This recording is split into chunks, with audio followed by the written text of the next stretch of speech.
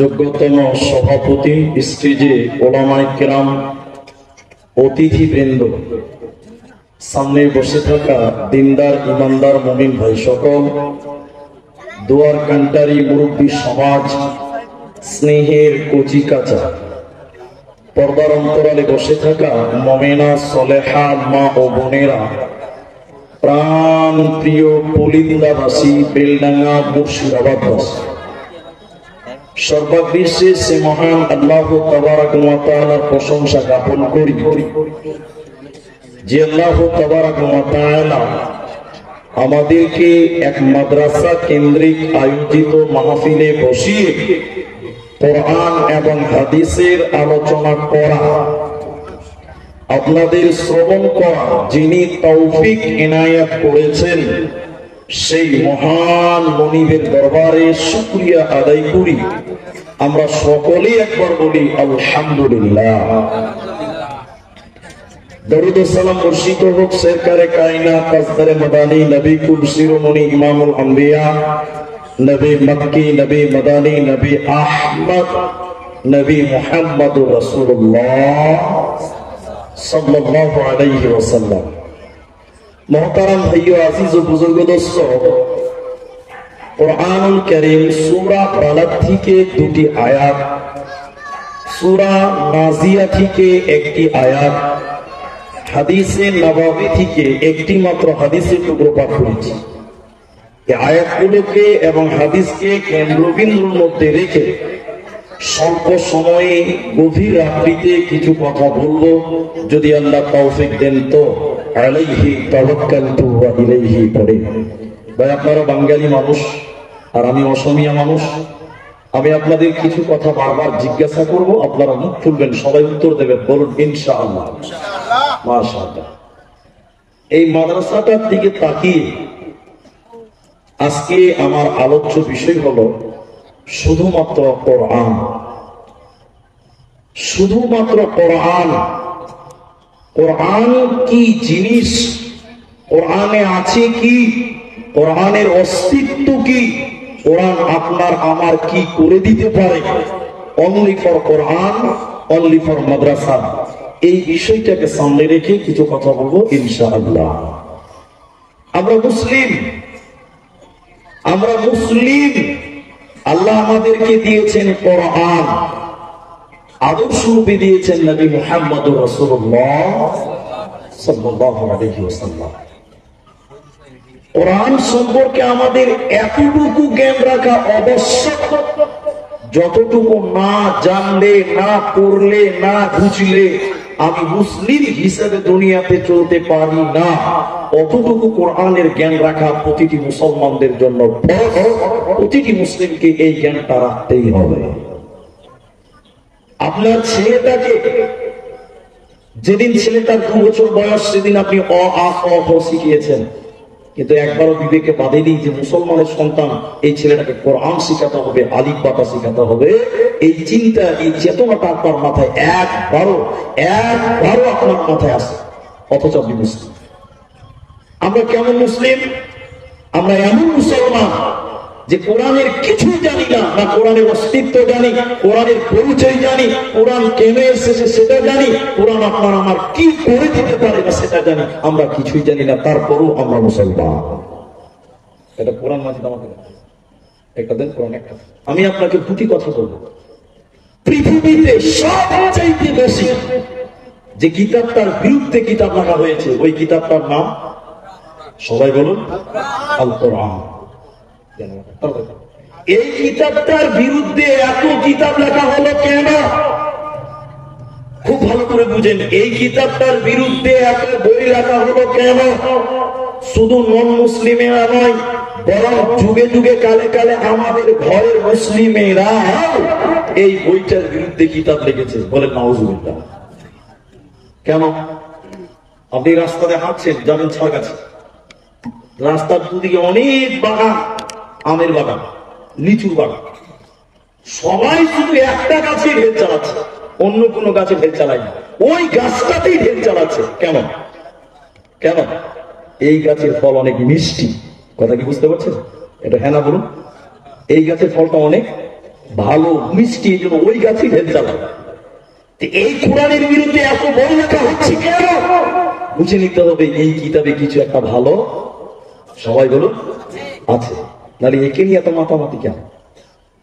মুসলিমা নাসরিন আমাদের মুসলিমদের মেয়ে, আপনারা জানেন মুসলিমদের মেয়ে এই কোরআনকে হাতে নিয়ে বলেছিল কোরআন থেকে পর্দার আয়াতকে তুলে দিতে হবে বলে। নাউজুবিল্লাহ, মানা যাবে?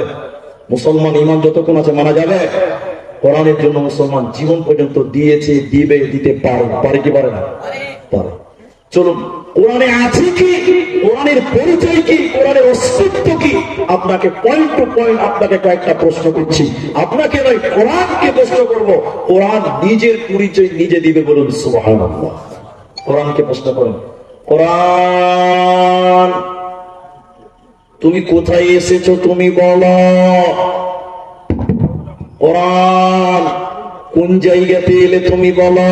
কোরআন উত্তর দেবে। বিসমিল্লাহির রহমানির রহিম।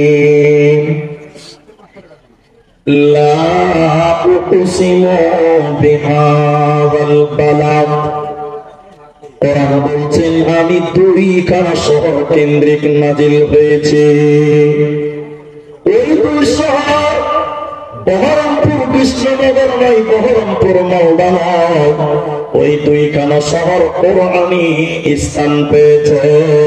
একটা মক্কা মুকাররমা, অপরটি মদিনা মুনাওয়ারা। তাওরাত এসেছিল তুর পাহাড়ে, আল্লাহ শুধু তুর পাহাড়টাকে সম্মানিত করেছে, কিন্তু কোরআন হীরা গুহাতে অবতীর্ণ হয়েছিল। শুধু হীরা গুহাটাকে নয়, বরং দুইখানা শহরকে আল্লাহ সম্মানিত করে বলেছেন ওয়াহাদাল বালাদিল আমিন। কোরআনকে জিজ্ঞাসা করেন, কোরআন হে কোরআন তুমি বলো, তুমি মক্কা মদিনায় কোন টাইমে এসেছো, কোন সময়ে তুমি এলে তুমি বলো। কোরআন বলছে বান্দা শুনিলা, আমি রমজান মাসে এসেছি। শাহরু রমাদান আল্লাযী উনজিলা ফীহিল কোরআন। কোরআন জবাব দিচ্ছে বান্দা আমি রমজান মাসে রোজার মাসে পৃথিবীতে এসেছি রে বান্দা। কোরআনকে আবার বলেন কোরআন তুমি বলো রমজান মাসে কখন এলে, দিনে না রাতে তুমি বলো। কোরআন বলছে বান্দা শুনে না, ইন্না আনজালনাহু ফী লাইলাতিল কদর। আমি রমজানের শেষে 10 পেজের রাত্রিতে, কদরের রাত্রিতে আমার আগমন হয়েছে। কোরআন কি আবার জিজ্ঞাসা করেন, কোরআন হে কোরআন তুমি কেন এসেছো বলো, তোমার আসার উদ্দেশ্য কি তুমি বলো, কোন কারণে তোমার পৃথিবীতে আবির্ভাব ঘটলো তুমি বলো। কোরআন বলছে বান্দা শুনে নাও, হুদাল লিন্নাস, আমি মানুষকে হিদায়াত দেওয়ার জন্য এসেছি।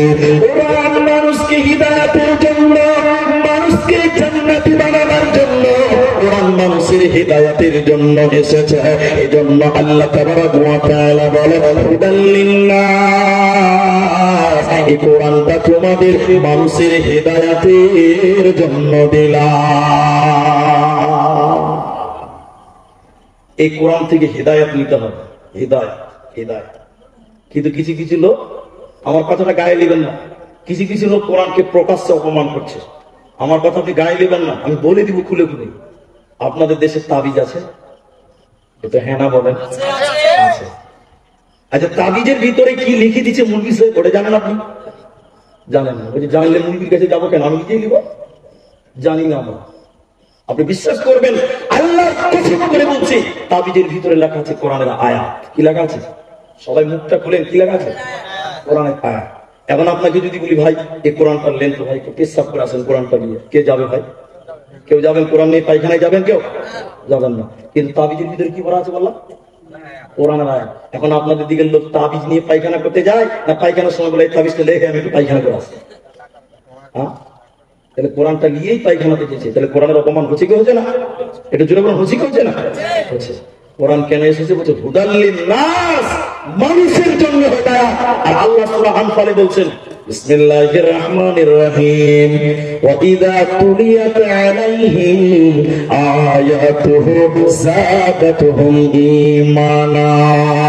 যে এই কোরআন তেলাওয়াত করবে রে, আমি আল্লাহ বলছি ওর ঈমান বাড়বে, ওর ঈমান বেড়ে যাবে রে যখন সে কোরআন তেলাওয়াত করবে। কোরআন পড়লে ঈমান বাড়ে। ফর এক্সাম্পল দিচ্ছি আপনাকে, কিন্তু সবার বাড়বে না। সবার বাড়বে? একটু বলুন, বাড়বে? বাড়বে না। যেমন আপনারা উত্তর দিলে খুশি হব, ওয়াসিম রিজভির নাম শুনেছেন আপনারা? ওয়াসিম রিজভির নাম শুনেছিলেন আপনারা?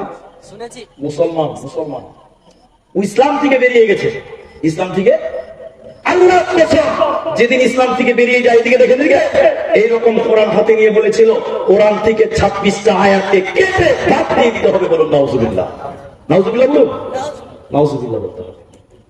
তাহলে কোরআন থেকে 26টা আয়াতকে বাদ দিতে বলছে ওয়াসিম রিজভী। এখন আপনাদের কি বলছি, তাহলে ওয়াসিম রিজভী কোরআনটা পড়েছিল কি পড়েনি? হ্যাঁ, পড়েছিল। না পড়লে কি করে পারলো? না করলে কি করে 25টা সূরাকে বাদ দিতে বলছে? পড়েছে। তাহলে ওর যে হেদায়েত বাড়লো না, ওর যে ঈমান বাড়লো না, ও তো কোরআন পড়েছে। আল্লাহ বলছেন যাদাতুহুম ঈমানা, ওর ঈমান বৃদ্ধি হবে, ঈমান বাড়বে যখন সে কোরআন তেলাওয়াত করবে। তো এর বাড়লো না কেন? ফর এক্সাম্পল দিচ্ছি, বুঝতে পারবেন। এই রাস্তাতে যে 3 চাকা গাড়িগুলো চলছে, এর নাম আপনাদের কি বলে? টোটো। টোটো। শামসেরগঞ্জ সুতি থানা ওগুলোতে বলছে চেন্নাই। কি বলছে? আপনাদের মুর্শিদাবাদে বলছে চেন্নাই। আর আমাদের দেশের লোক কি বলে জানেন? পিনপিনি। কি বলে? পিনপিনি, পিনপিনি। এখন এই টোটোটা কিন্তু ব্যাটারিতে চলে। ব্যাটারিতে চলে কিনা ভালো করে বুঝেন, জ্ঞান পাবেন। ছাড়গাছিতে একটা দোকানি, ও ব্যাটারি চার্জ করে। ওর কাজ হলো ব্যাটারি চার্জ করা। একটা ব্যাটারি চার্জ করবে 20 টাকা নেবে। ব্যাটারি তো প্লাস্টিকেরই হয় না লোহা? প্লাস্টিক। দোকানদার বারান্দাতে ব্যাটারি চার্জ করছে, এমন সময় খেপা খেপা পাগল পাগল, বুদ্ধি নাই, দোকানদারের সামনে দিয়ে বলছে, দোকানদার ভাই, এই এত বড় বড় প্লাস্টিক গুলোতে কি হচ্ছে গো? খেপা জানি না যেটা ব্যাটারি। দোকানি বলছে এর ভিতরে কারেন্ট ভরছি রে, লাইট জ্বলবে, মাইক চলবে, ফ্যান ঘুরবে। খেপা মনে মনে বলছে যে প্লাস্টিকেও কারেন্ট ভরা যায়? ওর বুঝতে পারে হ্যাঁ যায়। খেপা বাড়িতে এসেছিল, বাড়িতে এসে এত বড় বড় প্লাস্টিকের বয়ম, বুঝলেন, এত বড় বড় প্লাস্টিকের বালতি, প্লাস্টিকের বয়ম গুলোকে ব্যাগে ভরে নিয়ে চলে গেছে। দোকানিকে বলছে ভাই আমার প্লাস্টিক এখানে কারেন্ট ভরে দাও, বাড়িতে লাইট জ্বালাবো। আচ্ছা আপনারা বলুন, এর প্লাস্টিকে কারেন্ট ঢুকবে? এরা বলে না ঢুকবে।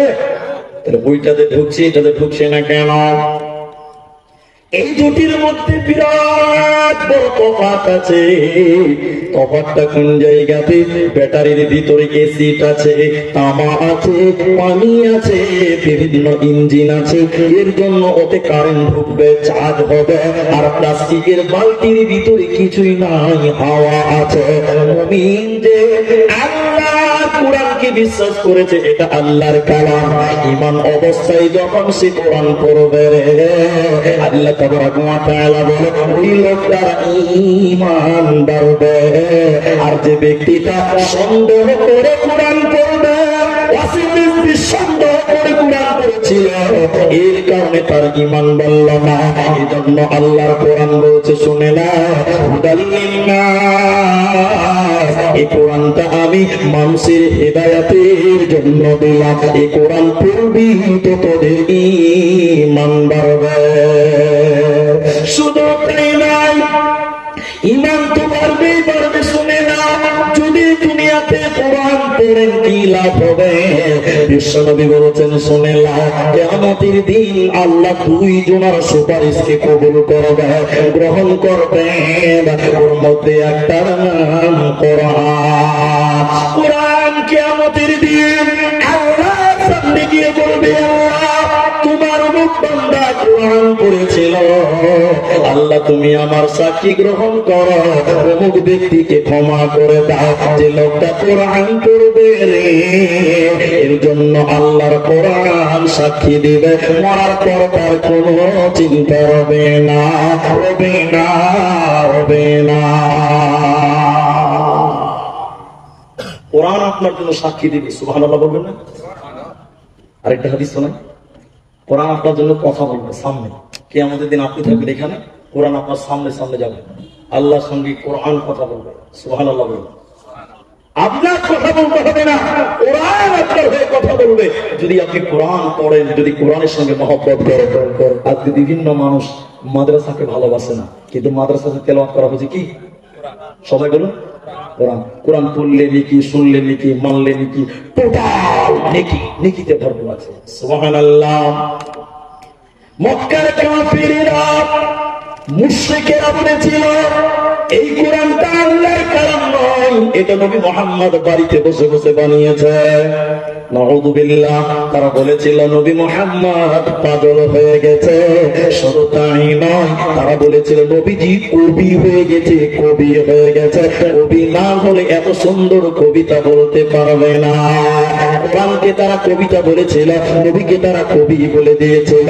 আল্লাহ তাবারাক ওয়া তাআলা বলেন, শোনো হে মুশরিকের দলেরা, হে মুজরিমের দলেরা, তোমরা যদি বলো কোরআনটা আল্লাহর কালাম নয়, নবী মুহাম্মদ বাড়িতে বসে বসে বানিয়েছে, তাহলে আমি আল্লাহ তোদেরকে বলছি শুনেলে, নবীজি একজন মানুষ, তোমরা যেমন মানুষ, নবীজি তেমন একজন মানুষ। নবীজির কাছে ওহী নাযিল হয়, তোমাদের কাছে হয় না।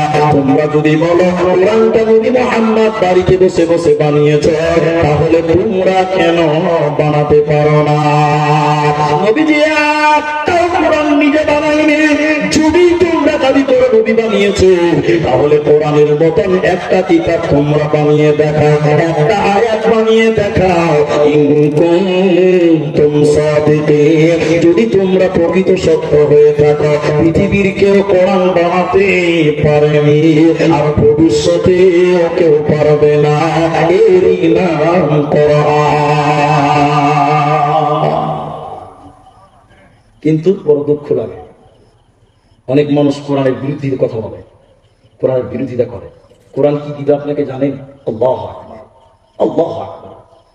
একটা উপন্যাস বলছি, পৃথিবীতে কোনোদিন ঘটেনি উপন্যাস। এক দার্শনিক সমুদ্রে ভ্রমণ করতে গেছে, ভ্রমণ বা নদীতে ভ্রমণ করছে। দার্শনিক মানে বিশাল জ্ঞানী লোক, পণ্ডিত। তো নদীতে যখন গিয়েছে, নৌকাতে চেপে ঘোরা বেড়াচ্ছে। দার্শনিকের মুখ তো আর বন্ধ থাকবে না, মুখ খালি ব্যাং ব্যাং ব্যাং করে বলতে ইচ্ছা করছে। দার্শনিক মানুষ কি বলবে দিশা পায় না। তখন দার্শনিক ওই মাঝিকে বলছে, মাঝি। মাঝি বলছে, জি স্যার, বলেন বলেন বলেন। বলে তুমি ভূগোল বুঝো? ভূগোল ভূগোল। আচ্ছা আপনারা বলুন, মাঝি ভূগোল বুঝতে পারবে না? এটা মুখ খুলে বলেন। মাঝি তখন বলছে, আমাকে বলে বলিয়েন না, কোনোদিন মাদ্রাসা যাইনি, স্কুল যাইনি, মক্তব যাইনি, পড়াশোনা করিনি, ওই বাপ দাদার কাল থেকে নৌকায় চালাই, আমি ভূগোল ভূগোল বুঝি না। তখন দার্শনিক একদম কলজা ঠান্ডা করে হাসছে। বলছে তোর জীবনটা 4 আনাই মিছে। মানুষের কয় আনা হয়? 16 আনা। 4 আনা গেল, থাকলো কত কি? 12 আনা। খানিক্ষণ পর দার্শনিক বলছে, মাঝি ইতিহাস বুঝো? ইতিহাস? স্যার আমাকে বলিয়ে না, কোনোদিন স্কুল যাইনি, মক্তব যাইনি, মাদ্রাসা যাইনি, আমি অন্য কিছু জানি না। তখন দার্শনিক একদম কলজা জড়িয়ে হেসে দিল। তখন মাঝিকে বলছে, মাঝি তোর জীবনটা 12 আনাই হয়েছে। 16 থেকে 8 গেলে থাকবে কত? 8 আনা। 8 আনা। দার্শনিক বলছে, মাঝি মাঝি ইতিহাস বুঝো? ইতিহাস? ইতিহাস বলছে, ইতিহাস এটা কেমন জিনিস? শ্বশুর বাড়ি গেছিলাম, তখন রাজা হাঁস খিলিয়েছে, ইতিহাস তো খিলাইনি, ওইটাই কি ইতিহাস নাকি? তখন বলছে, না রে মাঝি না, আসলেই তুই মূর্খ। আমি হিসাব করে দেখলাম তোর জীবনটা 12 আনার নিচে। থাকলো কত কি ভাই? 4 আনা আছে। খানিক্ষণ পর নৌকাতে বসে আছে, এমন ঝড়, একদম বিজলি চমকাচ্ছে, কাল অন্ধকার, নদী নৌকা একদম, নৌকা নদীর মাঝখানে আছে, নৌকা এরকম করেছে, কালো ঝড়, ডুববে ডুববে অবস্থা। দার্শনিকের কলজা শুকিয়ে গেছে ভয়, এবার তো নৌকা ডুববে। দার্শনিক এবার কানে কানে যে মাঝিকে বলছে, মাঝি নৌকা ডুববে নাকি ভাই? কানে কানে বলছে। মাঝি বলছে, ইতিহাস জানো, ভূগোল জানো, সায়েন্স জানো, আর্টস জানো, কমার্স জানো, বিজ্ঞান জানো, অনেক কিছু জানো, সাঁতার জানো বাবু? তার সঙ্গে মাথা হিলাইছে জানি না। মূর্খ মাটি বলে বাবু এখন কেন কাবু। খুব তো বাসি ছিলেন বন্ধুরে। আমার দুনিয়াতে বিজ্ঞান জানেন দরকার আছে, ইতিহাস জানবেন দরকার আছে, দুনিয়াতে সায়েন্স জানবেন দুনিয়াতে দরকার আছে। যেদিন কিয়ামতের ঝড় উঠবে রে, ফেরেশতা বলবে কোরআন জানো বাবু। সেদিন যদি মাথা হিলে বলেন জানি না, ফেরেশতা বলবে বাবু এখন কেন কাবো। এজন্য দুনিয়াতে যা কিছু জেনেছো না কেন, সাথে সাথে তোমাকে কোরআন জানতে হবে। পৃথিবীতে বিরাট বড় বড় কিতাব আছে, ভিন ভিন করে সারাদিন পড়বে, জ্ঞান বাড়তেও পারে নাও পারে, জ্ঞান বাড়তেও পারে নাও পারে। কারণ অনেক কিতাব পড়ে মানুষের জ্ঞান হারা হয়ে গেছে। অত কিতাব পড়লে জ্ঞান বাড়তেও পারে নাও পারে, এর কোনো নিশ্চয়তা নাই। কিন্তু কোরআন কোরআন কোরআন এমন একটা কিতাব মুসলমান, কোরআন পড়লে নাকি হবে, শুনলেও নাকি হবে, কোরআন মানলে নাকি হবে, কোরআনের পেছনে টাকা দিলে নাকি হয়, কোরআনের পেছনে সময় দিলে নাকি হয়, কোরআন বসে বসে শুনলে নাকি পাওয়া যায়, কোরআন পড়লেও নাকি পাওয়া যায়। বিশ্বনবী বলেছেন উম্মতের শুনে না, কোরআনের একটা একটা অক্ষর যদি তুমি পড়ো, 10টা নেকি তোমার আনন্দময় দেব। বলুন সুবহানাল্লাহ। এজন্য কোরআন মুমিন আল্লাহ তাবারক ওয়া তাআলা সূরা বাকারা সূরা নাম্বার 2 পারা নাম্বার 2 রুকু নাম্বার 21 লাইন নাম্বার 12 আয়াত নাম্বার 177 এর মাঝখানে আল্লাহ বলে কিতাব, আমার যত কিতাব আছে রে তার ভিতরে একটা হলো কোরআন।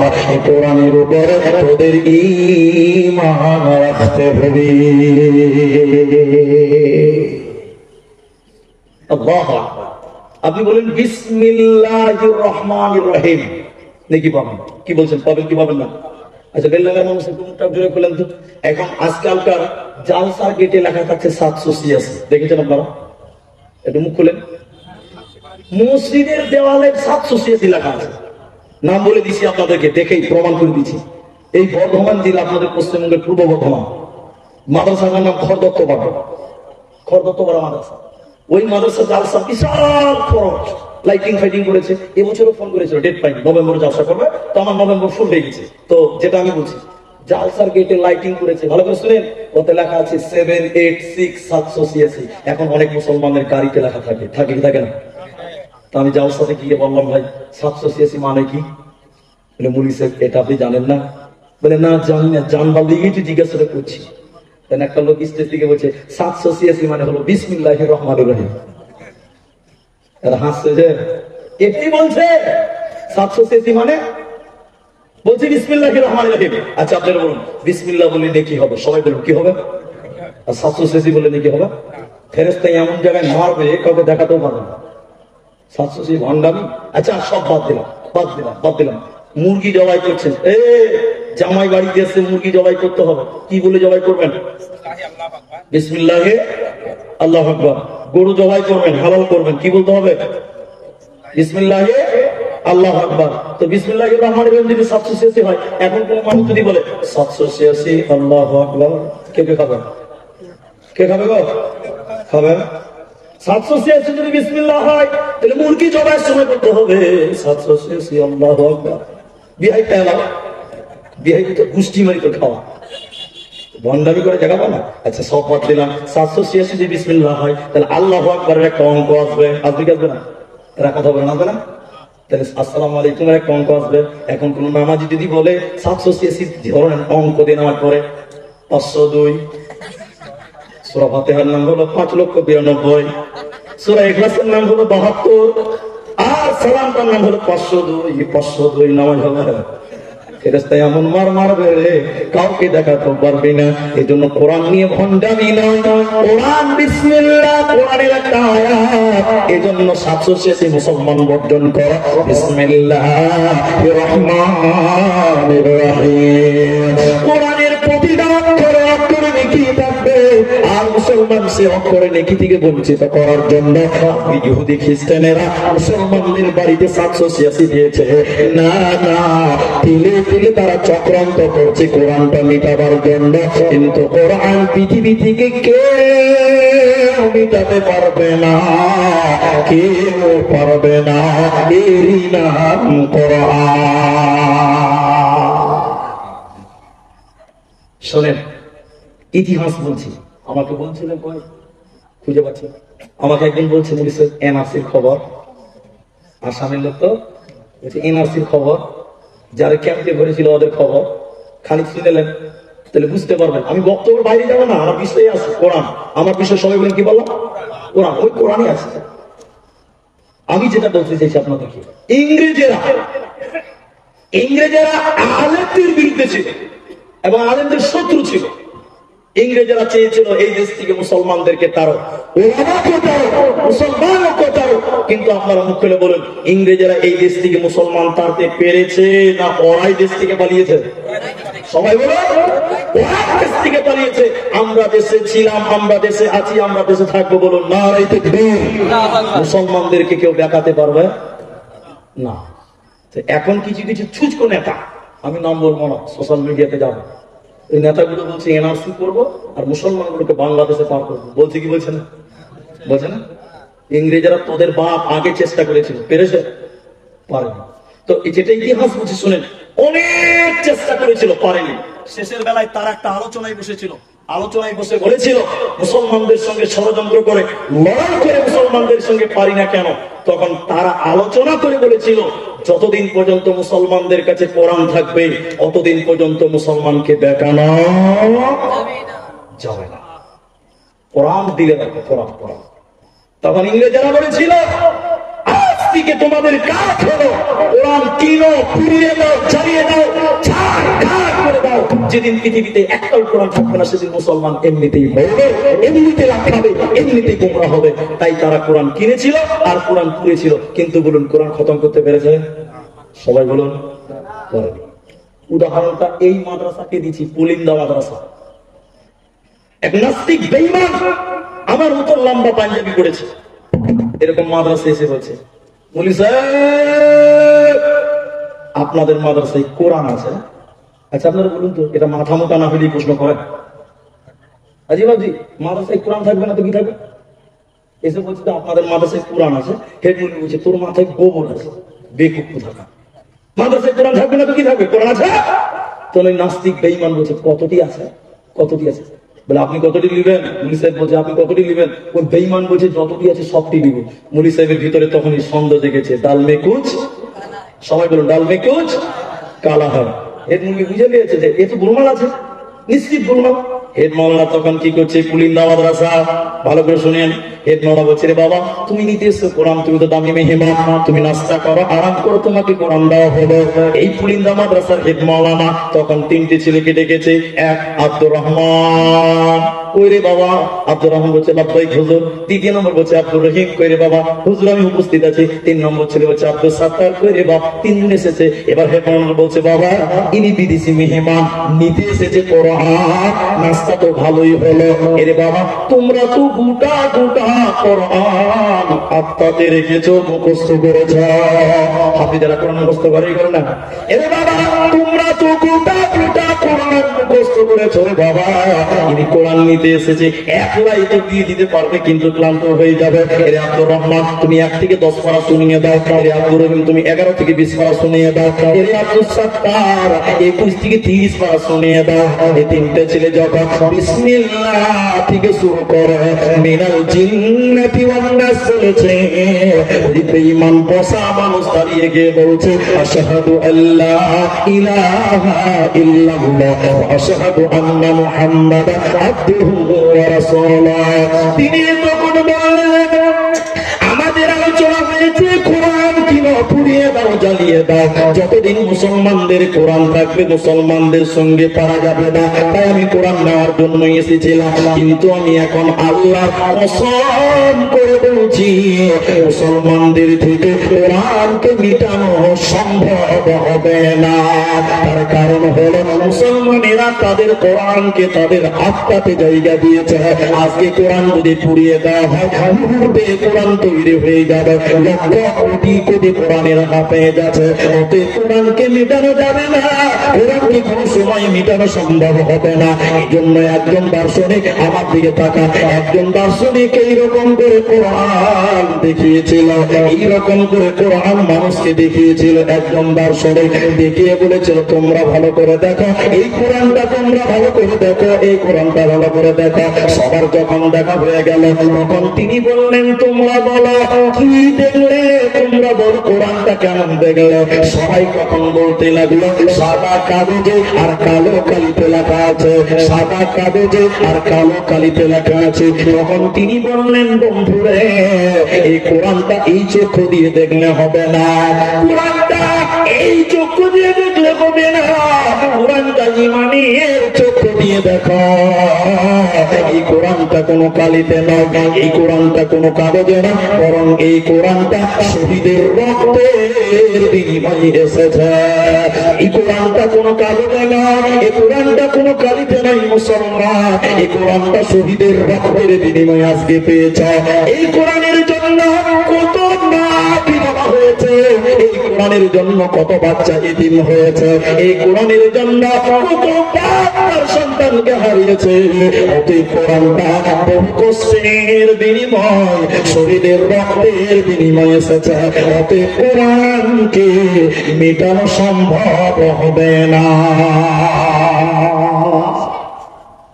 আল্লাহকে চ্যালেঞ্জ দিয়েছে, চ্যালেঞ্জ। ইন্না নাহনু নাযালনা যিকরা ওয়া ইন্না লাহু লাহাফিযুন। চ্যালেঞ্জ আল্লাহ দিয়েছে। আল্লাহ কি বলছে? কোরআনটা কার? সবাই বলুন কোরআন কে দিয়েছে? আল্লাহ। মুসলমানদের জন্য একটা নিয়ামত। কি বললাম? নিয়ামত। আল্লাহ বলছে এই কোরআনের অনেকটি নাম আছে, তার মধ্যে একটা নাম হলো জিকির। কোরআনের একটা নাম কি বললাম? জিকির। জিকির। আল্লাহ বলছে ইন্না নাহনু নাযালনা যিকরা, আমি আল্লাহ এই জিকিরকে নাযিল করেছি, মাতলাব কোরআনকে নাযিল করেছি। ওয়া ইন্না লাহু লাহাফিযুন, এবং এই কোরআনের হেফাজতের দায়িত্ব স্বয়ং আমি আল্লাহ নিয়েছি। বলুন সুবহানাল্লাহ। কোরআন হেফাজত করবে কে? যতই ষড়যন্ত্র করো কোরআনকে মিটানো সম্ভব হবে না।